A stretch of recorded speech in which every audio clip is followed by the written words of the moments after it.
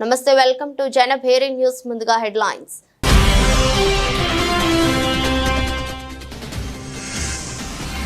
మహాత్మా గాంధీ వర్ధంతి, రాజ్ఘాట్ వద్ద రాష్ట్రపతి ప్రధాని నివాళులు.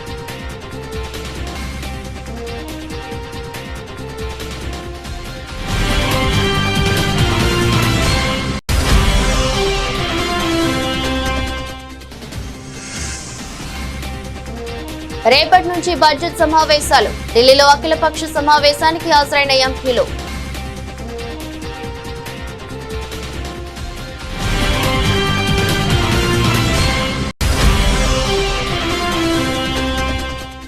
టూరిజం పాలసీపై సంబంధిత శాఖ ఉన్నతాధికారులతో సీఎం రేవంత్ రెడ్డి సమీక్ష. అత్యుత్తమ పాలసీని అధ్యయనం చేసి తెలంగాణ పర్యాటక పాలసీని రూపొందించాలని సూచనలు.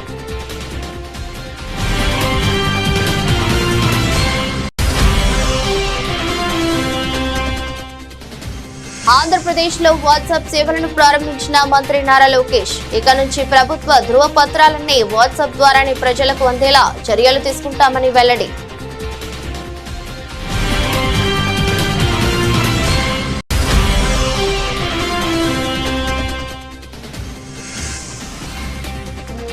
కాంగ్రెస్ 420 హామీలపై బీఆర్ఎస్ ఆగ్రహం. గాంధీ విగ్రహాలకు వినతి పత్రాలు అందజేత.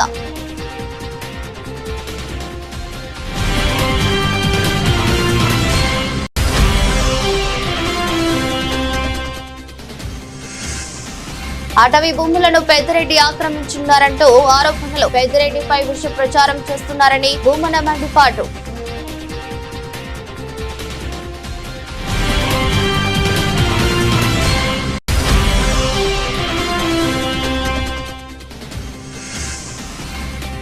శంషాబాద్ ఎయిర్పోర్టుకు బాంబు బెదిరింపు. నిందితుడు కామారెడ్డి వాసుగా గుర్తింపు.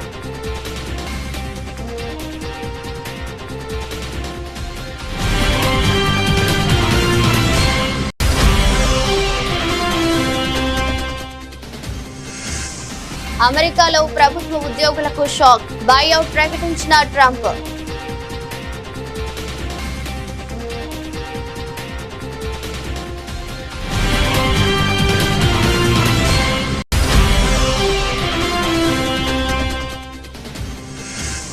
మా కుంభమేళాలో తోకిసలాట, ప్రదేశాన్ని పరిశీలించిన యూపీసీఎస్ డీజీపీ. ఇలాంటి ఘటనలు జరగకుండా చర్యలు తీసుకోవడంపై దృష్టి.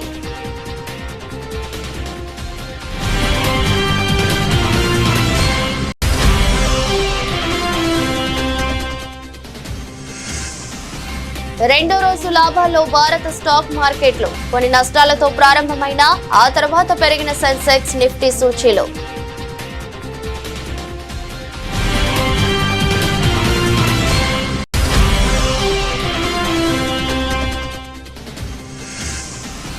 మేఘాలయతో రంజీ మ్యాచ్. శార్దుల్ ఠాకూర్ హ్యాట్రిక్.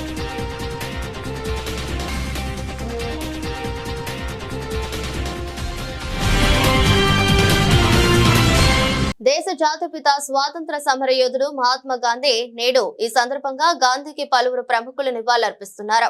రాష్ట్రపతి ద్రౌపది ముర్ము, ప్రధానమంత్రి నరేంద్ర మోదీ, ఉపరాష్ట్రపతి జగదీష్ ధన్కర్ నివాళులర్పించారు. గురువారం ఉదయం ఢిల్లీలోని రాజ్ఘాట్ ను సందర్శించి అక్కడ బాపూజీ సమాధి వద్ద పుష్పాంజలి ఘటించారు. పలువురు కేంద్ర మంత్రులు సైతం గాంధీజీకి నివాళులర్పించారు.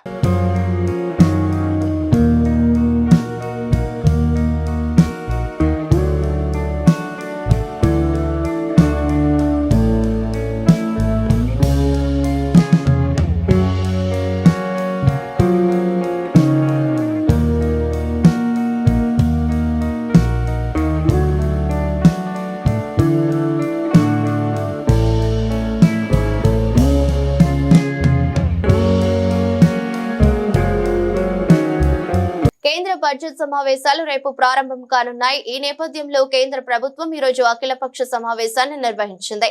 ఈ భేటీకి కేంద్ర రక్షణ మంత్రి రాజ్నాథ్ సింగ్ అధ్యక్షత వహించారు.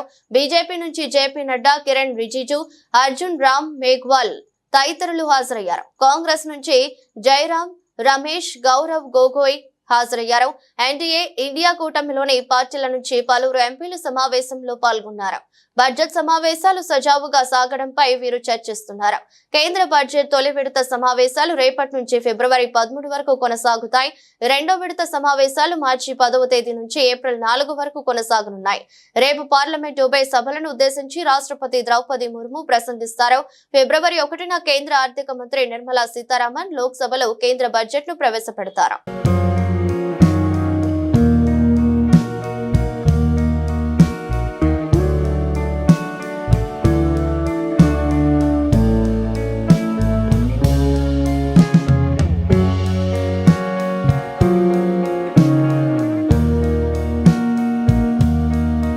ఫిబ్రవరి 10వ తేదీలోగా అత్యుత్తమ పర్యాటక విధానం సిద్ధం చేయాలని ముఖ్యమంత్రి రేవంత్ రెడ్డి అధికారులను ఆదేశించారు. దేశ విదేశాల్లోని అత్యుత్తమ పాలసీని అధ్యయనం చేసి తెలంగాణ పర్యాటక పాలసీని రూపొందించాలని చెప్పారు.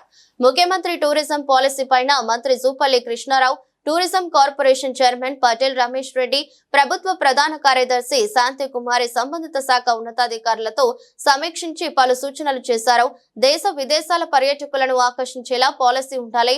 ప్రధానంగా టెంపుల్ ఎకో టూరిజం పై దృష్టి సారించాలని, రాష్ట్రంలో ఎకో టూరిజం అభివృద్ధికి ఆస్కారం ఉన్న అవసరమైన ప్రాంతాలను గుర్తించి అభివృద్ధి చేసేలా ప్రణాళికలు ఉండాలన్నారు. సింగపూర్ తరహా ఎకో టూరిజం విధానాలను పరిశీలించాలని తెలిపారు. సమ్మక్క సారలమ్మ జాతర జరిగే సమయంలో భక్తులు పర్యాటకులను ఆకర్షించేందుకు రెవెన్యూ, అటవీ పర్యాటక శాఖలు సంయుక్తంగా ప్రణాళికలు సిద్ధం చేయాలని సూచించారు. జాతరతో పాటు సమీప పర్యాటక ప్రాంతాలు, ఆలయాలను కలుపుతూ ఒక సర్క్యూట్ ను అభివృద్ధి చేయాలన్నారు.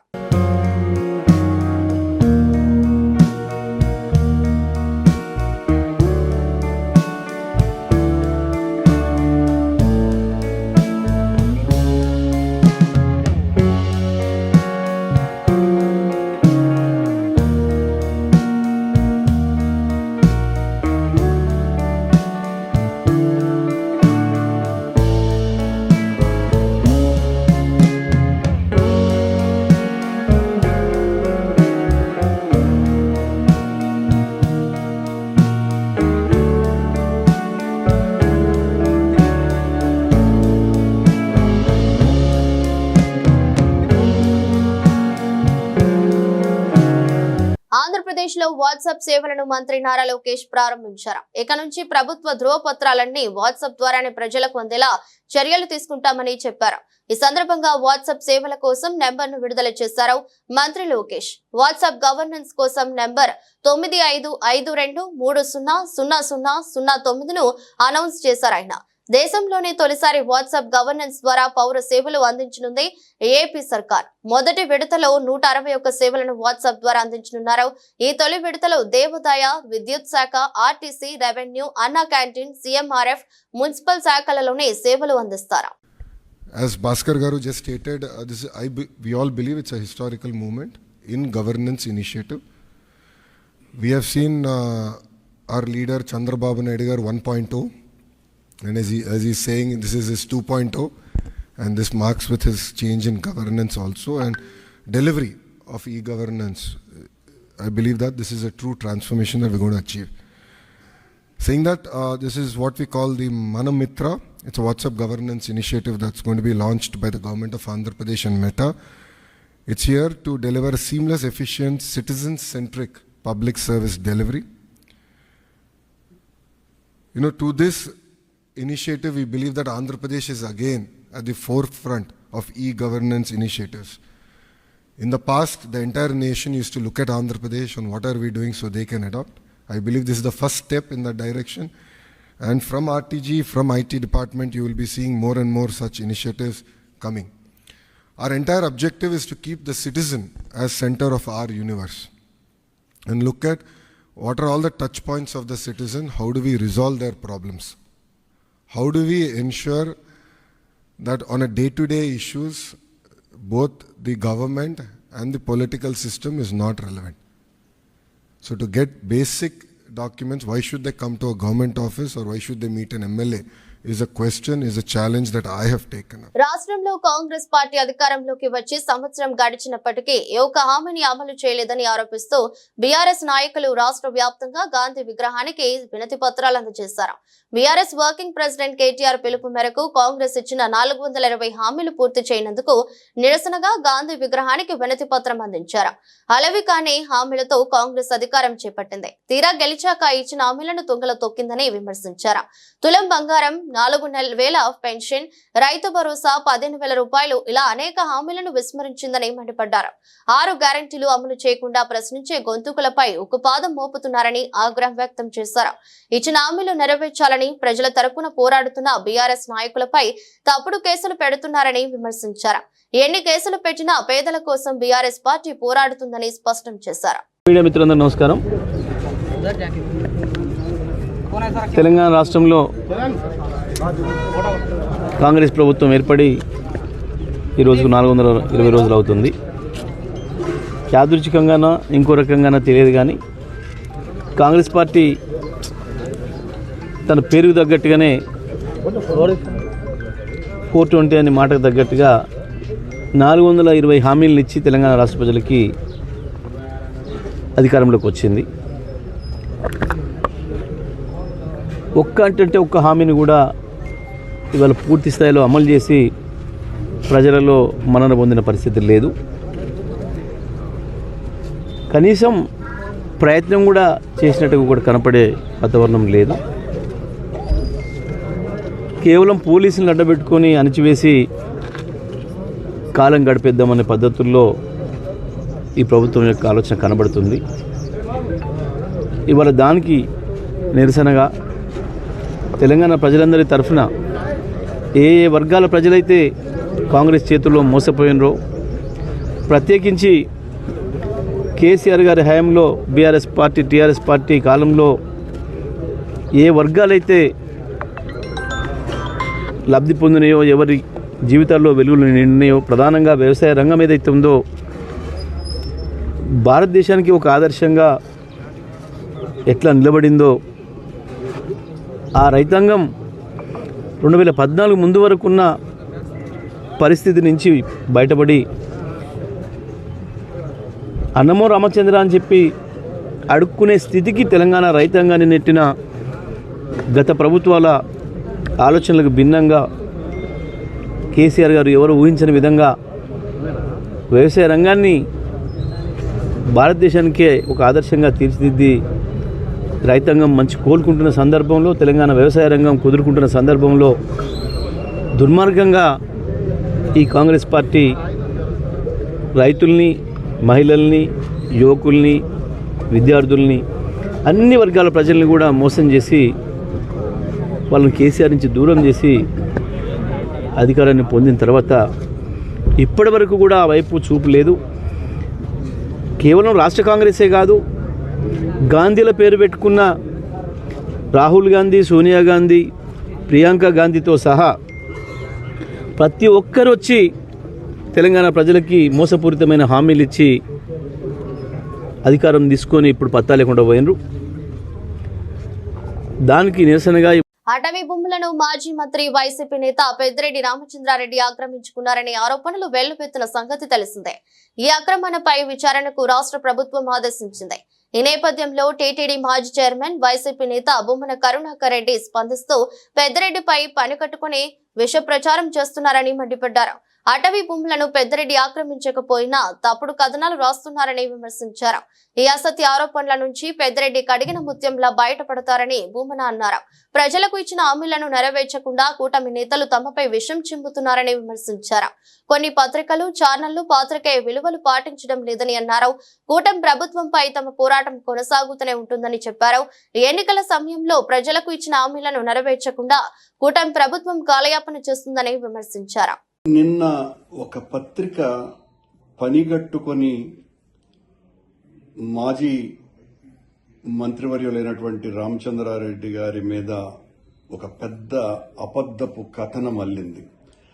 ఆ కథనాన్ని నిజంగా చూపించటం కోసమని పతాక శీర్షికలలో వేయటమే కాకుండా దాన్ని తెలుగుదేశం పార్టీ ప్రభుత్వానికి పూర్తిగా ఏదో గొప్ప విషయాలన్నింటినీ కూడా అందజేస్తున్నట్టుగా రాసి పనిగట్టుకొని గత కొద్ది కాలంగా ఆయన మీద ఆ పత్రిక విష ప్రచారం చేస్తూనే ఉన్నది.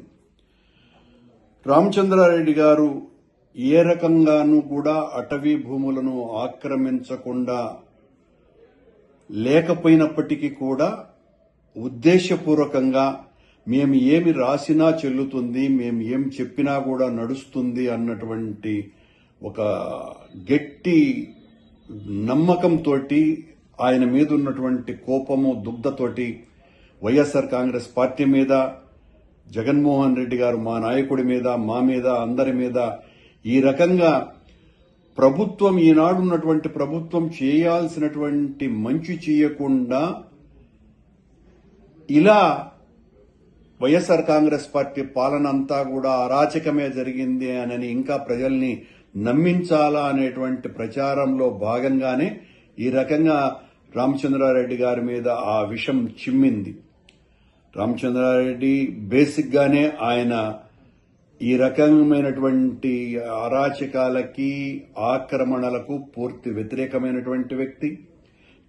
వైఎస్ఆర్ కాంగ్రెస్ పార్టీలో ఒక ప్రధానమైనటువంటి భూమికను పోషిస్తున్నటువంటి వ్యక్తి. రామచంద్రారెడ్డి గారిని దెబ్బతీస్తే వైఎస్ఆర్ కాంగ్రెస్ పార్టీని మరింత దెబ్బతీయొచ్చును అనేటువంటి ఆలోచనతోనే ఈ రకమైనటువంటి కుట్రలు కూటమి ప్రభుత్వం చేస్తున్నది. ఒకవైపు కూటమి ప్రభుత్వము, మరోవైపున వీళ్లను మోసేటువంటి ఈ ప్రచార ప్రసార మాధ్యమాలు పనిగట్టుకొని ఈ రకంగా మా పార్టీ నాయకులందరి మీద ఈ విషవాయువులు చిమ్ముతూ మీరు చేయాల్సినటువంటి ప్రజలకు ఇచ్చినటువంటి వాగ్దానాలను నెరవేర్చకుండా మా మీద విషం చిమ్మి బ్రతకాలని చూస్తే ప్రజలు ఏమాత్రం కూడా హర్షించరు. రామచంద్రారెడ్డి గారు ఆ కడిగిన ముత్యంలాగా మీరు ఏ రకమైనటువంటి విచారణ చేసుకున్నా కూడా ఆయన బయటికి వస్తాడు. నిన్న ఆయన ఛాలెంజ్ కూడా చేసినారు, నేను ఏ తప్పు చేయలేదని. దానికి పూర్తి వివరణ కూడా ఇవ్వటం జరిగింది. ఆ వివరణను మాత్రం కూడా ఆ పత్రిక ఏమాత్రం కూడా పట్టించుకోకుండా దానికి మాత్రం ఒక సింగిల్ కాలం ఐటమ్ రాసి ఒక వ్యక్తి మీద దాడి చేస్తున్నప్పుడు కనీసం ఆయన వివరణ, నువ్వు చేసినటువంటి దాడికి. జీహెచ్ఎంసీ పాలక మండలి సమావేశం ఉద్రిక్తతల నడుమ మొదలైంది.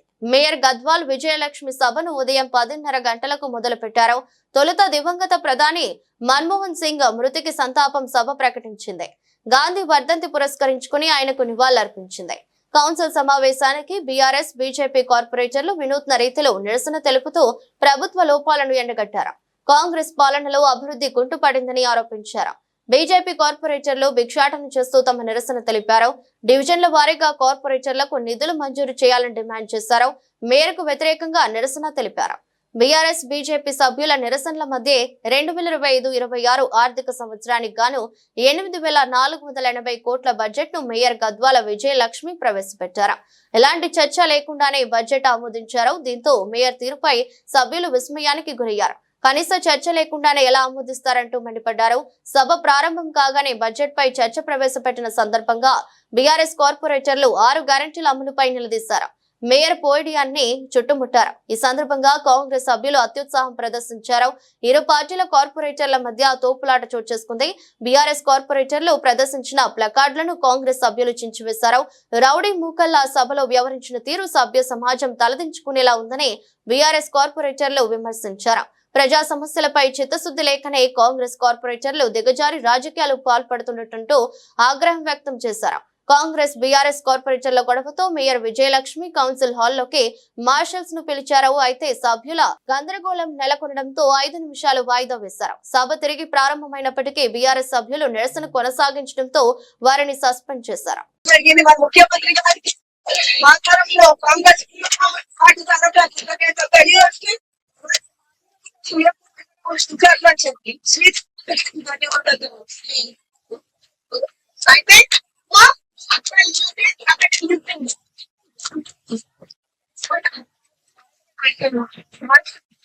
జీహెచ్ఎంసీ పాలక మండలి సమావేశంలో హైదరాబాద్ నగరాన్ని పట్టించుకుని కాంగ్రెస్ ప్రభుత్వ వైఖరిని ఎండగట్టినందుకు బీఆర్ఎస్ కార్పొరేటర్లను అరెస్టు చేయడం దుర్మార్గమని పార్టీ వర్కింగ్ ప్రెసిడెంట్ కేటీఆర్ మండిపడ్డారు.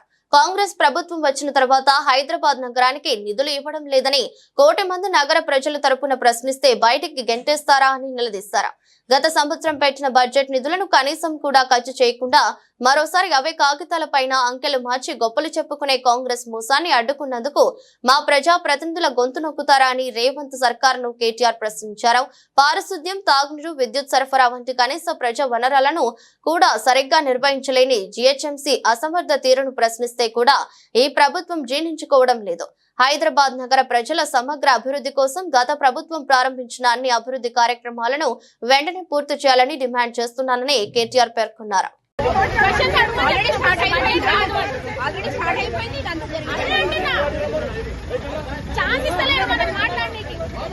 ప్రవేశపెట్టుకుంటే మా బడ్జెట్ అవుతూ ఫస్ట్ పబ్లిక్ గురించి మేము క్వశ్చన్స్ అడగాలి, వాళ్ళు ఇబ్బందులు ఫేస్ చేస్తున్నారని దాన్ని మీరు ఫస్ట్ అది పెట్టాలి అని అడిగినందుకు మమ్మల్ని బయటికి పెట్టేస్తున్నారు.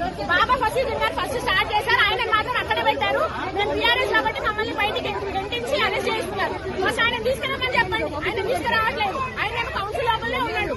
ఎందుకంటే వాళ్ళ ప్రభుత్వం ఉంది కాబట్టి ఆయన అక్కడ వదిలేస్తారా? మేము అపోజిషన్ లో ఉంటే మమ్మల్ని అరెస్ట్ చేస్తారా? ఇదే నా ప్రజాపాలన. కార్పొరేటర్స్ అరెస్ట్ చేస్తున్నారు. మేము తప్పు చేస్తామని అరెస్ట్ చేస్తున్నారు.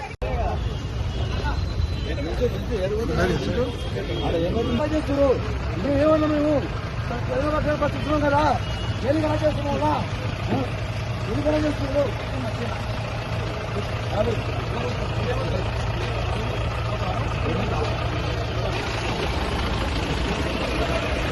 హైదరాబాద్ లోని శంషాబాద్ విమానాశ్రయానికి బాంబు బెదిరింపులు వచ్చాయి. గురువారం ఉదయం సైబరాబాద్ కంట్రోల్ రూమ్ కు ఫోన్ చేసిన ఆగంతకుడు ఎయిర్పోర్ట్ తో బాంబు పెట్టినట్లు బెదిరించాడు. దీంతో అప్రమత్తమైన అధికారులు విమానాశ్రయంలో ముమ్మరంగా తనిఖీలు చేపట్టారు. బాంబు స్క్వాడ్, డాగ్ స్క్వాడ్ సాయంతో క్షుణ్ణంగా తనిఖీలు నిర్వహించారు. అయితే ఈ తనిఖీల్లో ఎలాంటి పేలుడు పదార్థాలు, అనుమానాస్పద వస్తువులు కనిపించలేదు. ఘటనపై విచారణ చేపట్టిన అధికారులు బాంబు బెదిరింపు కాల్ ఓ బూటకమని తేల్చారు. బెదిరింపులకు పాల్పడింది తెలంగాణలోని కామారెడ్డికి చెందిన వ్యక్తిగా గుర్తించారు. అతడికి మతస్థిమితం లేదని అధికారులు తెలిపారు. కొత్తగా అధికారం చేపట్టిన అమెరికా అధ్యక్షుడు ట్రంప్ ప్రభుత్వ ఉద్యోగులను తగ్గించే పనిని ప్రారంభించారు.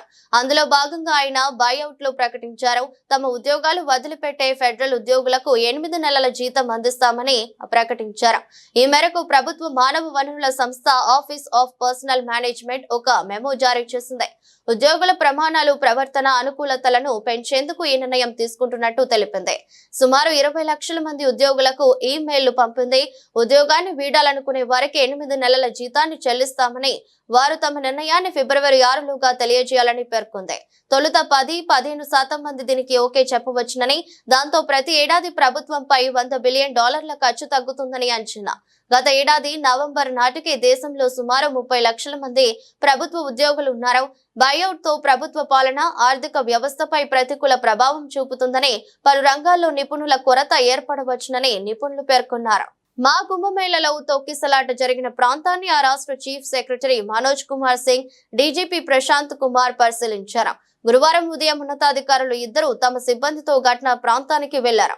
మా కుంభమేళాలో భాగంగా మౌని అమావాస్య రోజు జరిగే 2 అమృత స్నానాల కోసం భక్తులు భారీ సంఖ్యలో తరలి రావడమే తొక్కిసలాటకు కారణమని తేలడంతో ఇలాంటి ఘటనలు జరగకుండా చర్యలు తీసుకోవడంపై వారు దృష్టి సారించారు. మా కుంభమేళాలో భాగంగా మొత్తం 4 అమృత స్నానాలు ఉంటాయి. ఇప్పటి వరకు 2 అమృత స్నానాలు ముగిశాయి. బుధవారం మౌని అమావాస్య సందర్భంగా 2 అమృత స్నానాలు నిర్వహించారు. ఈ సందర్భంగా భక్తులు అంచనాలకు మించి భారీగా తరలి రావడంతో తొక్కిసలాట జరిగింది. ఫిబ్రవరి 3న వసంత పంచమి సందర్భంగా 3వ అమృత స్నానాలు జరగనున్నాయి. ఆ రోజు కూడా భక్తులు భారీగా అమృత స్నానాలకు తరలి వచ్చే అవకాశం ఉంది.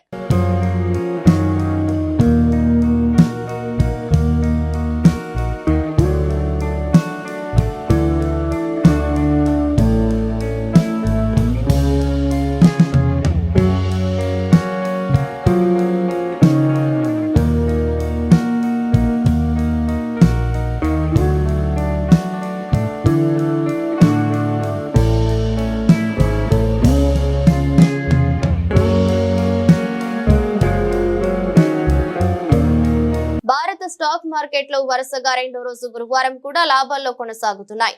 అయితే కొన్ని రంగాలు మిశ్రమ ఫలితాలను సాధించాయి. ఈ రోజు సెన్సెక్స్, నిఫ్టీ సూచీలు కొన్ని నష్టాలతో ప్రారంభమైన ఆ తర్వాత పెరిగాయి. ఆటో, ఐటీ రంగాలు నష్టాల్లో ఉండగా ఇతర రంగాలు లాభాలను నమోదు చేశాయి. ఈ క్రమంలో ఉదయం 10 గంటలకు బీఎస్ఈ సెన్సెక్స్ 134.74 పాయింట్లు పెరిగి 76,667.70 స్థాయిలో ఉండగా నిఫ్టీ 66.60 పాయింట్లు లాభపడి 23,229.70 వద్ద ట్రేడ్ అయింది. ఇదే సమయంలో బ్యాంక్ నిఫ్టీ 91 పాయింట్లు, నిఫ్టీ మిడ్ క్యాప్ 100 సూచి 372 పాయింట్లు వృద్ధి చెందింది. ఈ నేపథ్యంలో Bajaj finance, Bajaj Finserv, Hindalco, power grid corporation, ONGC కంపెనీల స్టాక్స్ టాప్ 5 లాభాల్లో ఉండగా Tata Motors, Infosys, Wipro, ICICI bank, HDFC life సంస్థల స్టాక్స్ టాప్ 5 నష్టాల్లో ఉన్నాయి. ఈ క్రమంలో మదుపర్లు కొన్ని నిమిషాల వ్యవధిలోనే మంచి లాభాలను దక్కించుకున్నారు. టాటా మోటార్స్ 3వ త్రైమాసిక ఫలితాల్లో లాభాల క్షీణతతో బలహీనపడింది. ముఖ్యంగా జాగ్వార్ ల్యాండ్ రోవర్ విభాగం దేశీయ కార్ల అమ్మకాల్లో తగ్గుదల కారణంగా టాటా మోటార్స్ షేర్లు దాదాపు 8.5% పడిపోయాయి. దీంతో ఆటో ఇండెక్స్ మొత్తం 1.2% క్షీణించింది. ఐటీ రంగంలో కూడా లాభాలు తగ్గాయి. ఐటీ ఇండెక్స్ 0.5% పడిపోయింది. ప్రస్తుతం 13 ప్రధాన రంగాలలో 9 రంగాలు లాభాలను నమోదు చేశాయి. ముఖ్యంగా small cap, mid cap stocks వరుసగా 0.5%, 0.4% పెరిగాయి. ముంబై బౌలర్ శార్దుల్ ఠాకూర్ హ్యాట్రిక్ తీశాడు. మేఘాలయతో జరుగుతున్న రంజీ మ్యాచ్ లో అతను ఈ ఘనత సాధించాడు. ముంబైలోని శరద్ పవార్ క్రికెట్ స్టేడియంలో జరుగుతున్న మ్యాచ్ లో ఫస్ట్ మేఘాలయ బ్యాటింగ్ చేసింది.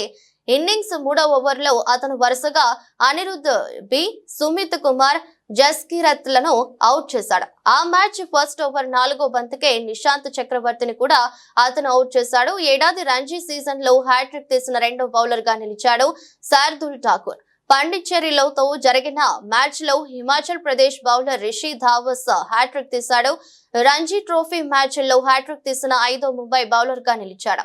ముంబై తరపున హ్యాట్రిక్ తీసిన వారిలో రోస్టన్, హరాల్డ్ డయాస్, అబ్దుల్ ముసాభాయ్, ఇస్మాయిల్, ఉమేష్ నారాయణ్, కర్ణి, జహంగీర్, బేరాంజీ కోట్ ఉన్నారు. ఈ సీజన్ లో ఇప్పటి వరకు శార్దుల్ ఠాకూర్ 20 వికెట్లు తీసి 297 రన్స్ చేశాడు. దీంతో 2 అర్ధ శతకాలు, ఓ శతకం ఉంది. తాజా సమాచారం ప్రకారం మేఘాలయ 13 ఓవర్లలో 6 వికెట్లు కోల్పోయి 37 రన్స్ చేసింది. వార్తలు ముగించే ముందు మరోసారి హెడ్లైన్స్.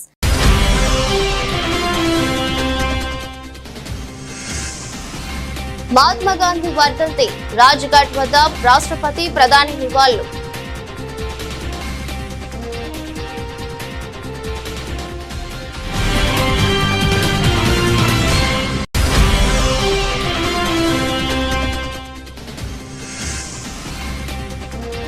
రేపటి నుంచి బడ్జెట్ సమావేశాలు. ఢిల్లీలో అఖిలపక్ష సమావేశానికి హాజరైన ఎంపీలు.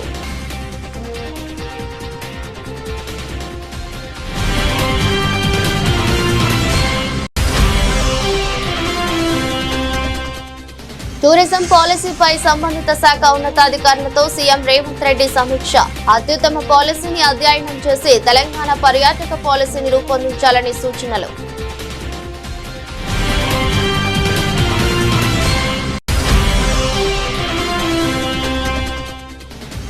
ఆంధ్రప్రదేశ్ లో వాట్సాప్ సేవలను ప్రారంభించిన మంత్రి నారా లోకేష్. ఇక నుంచి ప్రభుత్వ ధృవపత్రాలన్నీ వాట్సాప్ ద్వారానే ప్రజలకు అందేలా చర్యలు తీసుకుంటామని వెల్లడి.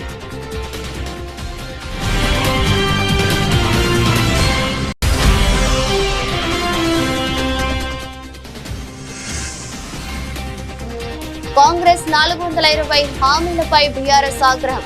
గాంధీ విగ్రహాలకు వినతి పత్రాలు అందజేత.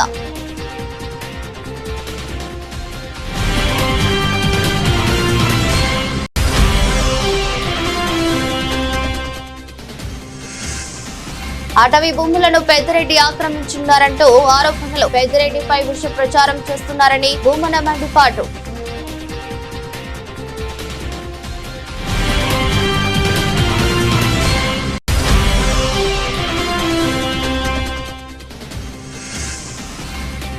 శంషాబాద్ ఎయిర్పోర్టుకు బాంబు బెదిరింపు. నిందితుడు కామారెడ్డి వాసుగా గుర్తింపు.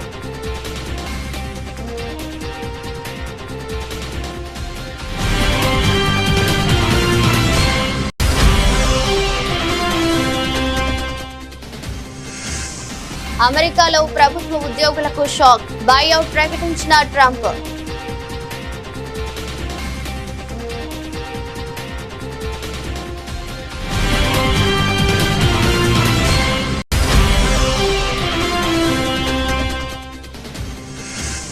మా కుంభమేళాలో తోకిసలాట ప్రదేశాన్ని పరిశీలించిన యూపీ సీఎస్ డీజీపీ ఇలాంటి ఘటనలు జరగకుండా చర్యలు తీసుకోవడంపై దృష్టి.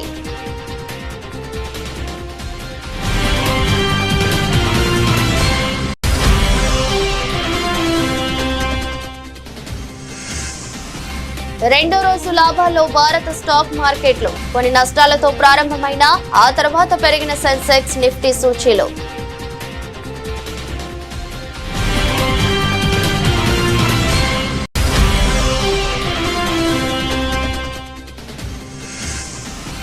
మేఘాలయతో రంజీ మ్యాచ్, శార్దుల్ ఠాకూర్ హ్యాట్రిక్.